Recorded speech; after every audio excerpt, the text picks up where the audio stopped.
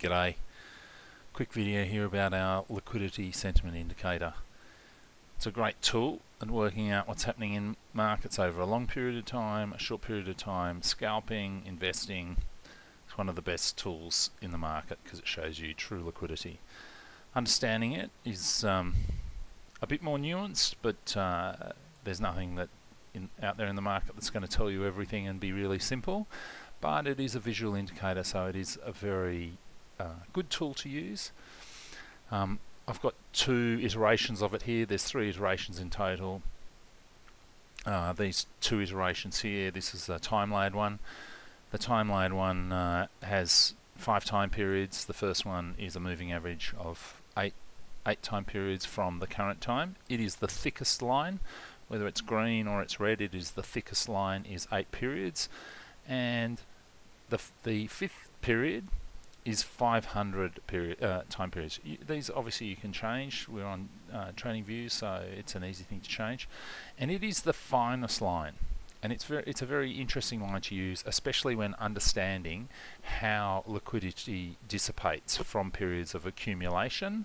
And we can think of accumulation as being the hodlers, the people who hold over that period, and then distribution is when those hodlers would let go. So if we go back and and this here is the second of these the two iterations I'm showing you here, and that is this one here, the average time layer line. And so this bottom one here is taking the average time layer, and it's a great way to see that accumulation and distribution.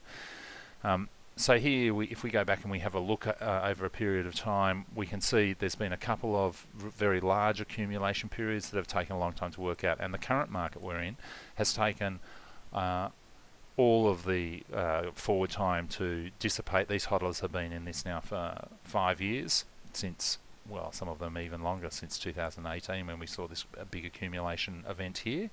The bottom, the green section here, or the blue section on the average, the green section is the tightest period, the most illiquid period, and red is the most liquid period, or a distribution time, or a time when there's more sales. There is the holders are looking for the first ask. You know that they're looking for the first.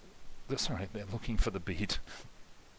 They're takers, not they're not making the market, as opposed to chasing for the ask. And when we chase for the ask, and look, these are just here to help you see which side the market around is. We're not actually looking at the bid and the ask. We're just explaining it that way. So down here we've got this very tight illiquid period, while the buyers are paying the ask, and up here they're taking the bid. And it's yellow is illiquid in this chart, and in the time laid it's red. Green is illiquid, and I'll probably get that wrong a couple of times during this video. Nothing like a little bit of dyslexia to help you, and quite tired anyway. It's the evening in Australia. So here we saw this March 20 bottom. We've had this great price appreciation. Nice thing to notice is how over that period of time we can see that from this accumulation we have distribution happening. But if we look at finer time, we can see that we really haven't had any distribution at all. And where we can see that is that in these longest time periods, they've never really got to the top. There are people constantly holding this stock. They have never sold it. So from this period here, we can see that right at the surface, we've had, at the shortest time periods, 8 time periods of a week here, so 8 weeks, it has been very liquid and loose, and people have been selling. But we can see this very thin line going through here. We can see that basically they have held that on that thin line. It's roughly about there the whole way through. It rarely goes much above it. There's a couple of times when it's become a little bit looser, but that's being influenced by that closest line. Really, it's giving us a good idea that these positions are being held until right here at the top, this closest period, we have seen there was a real thought that there was a top in the market, and when we got this big pullback in the 308 price in the UXI futures contracts. So if we just quickly went through, and we'll just go to the day and see how that looks in the day. I'd like you to just take note. We'll have a look at a little bit of later in a second about DPI, dark pool interest, which is showing us the short sales in FINRA, which is one of the agencies of the SEC. We can see these periods here of probably accumulation, but very tight market, but reaching right for the ask. And again, we can see through those periods that there's still hodlers there. This very fine line has never really got to the top. We can see that it has become the closest period, the thickest line, has become very liquid at certain times, but this is still quite a liquid, this fine line. It's quite down, quite a long way from the surface. Sorry, the top of this this period here. And this here is a normalized. I'll just reset that chart. This is a normalized chart where both of them are normalized, so we can get all liquidities for all different tickers and securities that you might trade, and crypto tokens. We can see liquidity in all of them. So again, here we can see these periods, and you might think to yourself, oh, this has dropped down and it's very liquid at this closest period. Yeah, we do see some. Sorry, it's very illiquid. We do see some what might seem upside down in your eyes, but it's not. That it's that very quickly from this period here of liquidity, they are dropping down here to a tight market, and then it's popped up again and it's becoming quite liquid again and down again into an illiquid period. And here we can see the time period so slowly following through.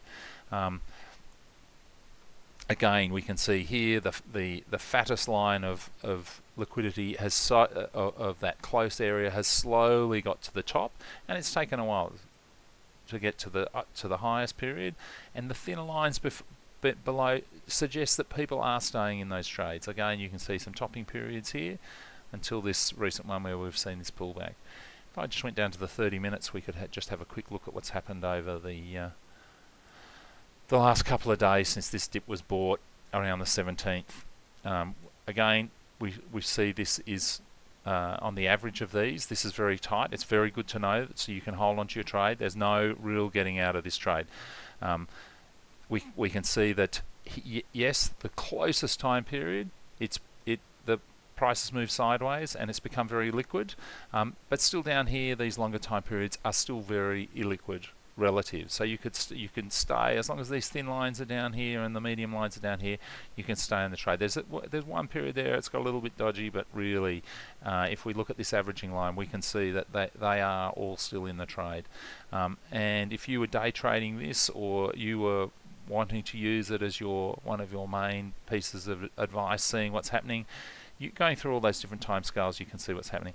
Just a quick way for you to see the other things that NakedDelta provides. We provide a full service on option data and being able to visualize where that data is being held. This is a 15 period matrix. The red are put options and the green is call options. At the moment I've got this set on all, so it's displaying all. If I put in a filter there, we can see the higher delta positions. This gives us an interesting look. We've just had an OPEX and we can see it swung around and the positions have changed in the OPEX, which was on the Friday.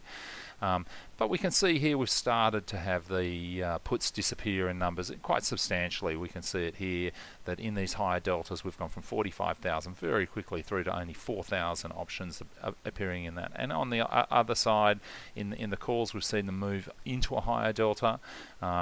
And this we can look at it in delta or in gamma. We can, there's various tools here that you can have a quick look at what's happening. Here's the gamma, and we can see the change in the gamma. It's going to be fairly similar because this is already sorted. This matrix sorts by delta. In this screen here, we can see this is a buy signal, giving you a good idea that it's a good time to buy. We like to see them dropping. We like to see this continuation. This is a little bit of delta hedging here by a dealer, and this period here there's a little bit of accumulation in it. if we go back to these areas, we can see a bit more accumulation here. This is DPI that I was talking about earlier. DPI is dark pool index, so it's the dealers having and the market makers having to report what they have bought and sold to FINRA, one of the security commissions agencies, at the end of the day. And here I've just tried to blow this up a little bit and done some very bad drawing on it, but if we were looking at these periods here and I put a moving average on it, these lines, the straight lines, are showing you here there's a little bit of accumulation here in the bottom, and these periods are really there's a little bit of accumulation in the bottom, and then we really from about here we're just dealing with market makers going to the OTC market to buy in the center of the bid, not in the lit market, so there isn't any discovery of them putting extra price pressure on. But we do know that gamma has quite a good effect as it rises in those shorter dated calls.